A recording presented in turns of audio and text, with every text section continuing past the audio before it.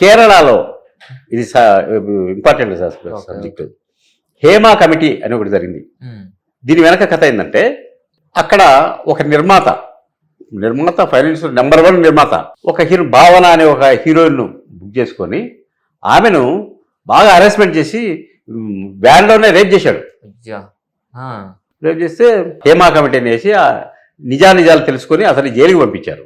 సిమిలర్గా అదే టైంలో మనకు శ్రీరెడ్డి ఇష్యూ వచ్చింది. శ్రీరెడ్డి అంతా గొడవ చేసి అప్పుడు వీళ్ళంతా ఏం చేశారు తెలుసా, మహిళా సంఘాల వాళ్ళు ప్రభుత్వం దగ్గరికి పోయి ఒత్తిడి చేశారు. మహిళా కమిషన్ దగ్గరికి కూడా వెళ్ళారు. ఎన్ని ఇచ్చినా కూడా ఎవరేం పలకలేదు.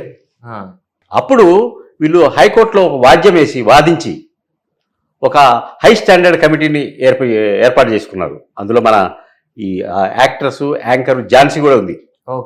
హై లెవెల్ కమిటీ అది అప్పుడు ఎఫ్డిసి చైర్మన్ ఆధ్వర్యంలో జరిగింది. అది దాని తర్వాత వాళ్ళు సబ్ కమిటీ వేసుకొని ఆ సబ్ కమిటీ వాళ్ళు చాలా స్వచ్ఛందంగా, వీళ్ళు ఎవరంటే నేను చెప్తా చూడు, ట్రాన్స్జెండర్స్ సంఘాల ఐక్య కార్యాచరణ వేదిక అని ఒకటి ఏర్పాటు చేసుకొని చాలా సెమినార్లు చేశారు, వాదించారు. ఈ సబ్ కమిటీ ఏం చేసింది తెలుసా, ఈ సబ్ కమిటీలో హైకోర్టు లాయర్లు, ప్రముఖ వ్యక్తులు, మహిళా సంఘాల వాళ్ళు, ఈ కొండవీటి సత్యవతి గారు, ఇలాంటి వాళ్ళందరూ ఉన్నారు. వీళ్ళు ఏం చేశారు, సినిమా ఇండస్ట్రీకి పోయి ఆర్టిస్టులను ఎవరైతే ఈ కాస్టింగ్ కౌచ్కు బలవుతున్నారో వాళ్ళందరినీ ఇంటర్వ్యూలు చేశారు, వాళ్ళ వాంగ్మూలాలు తీసుకున్నారు. అంతా రిపోర్టు తయారు చేసి ప్రభుత్వానికి సబ్మిట్ చేస్తే అప్పటి తెలంగాణ ప్రభుత్వ ప్రధాన కార్యదర్శి సోమేష్ కుమార్ అనే ఆయన దాన్ని తీసి పక్కన పడేశాడు. వీళ్ళ రిపోర్ట్ అంతా ఇప్పుడు జరిగి 3 ఏళ్ళు అయింది.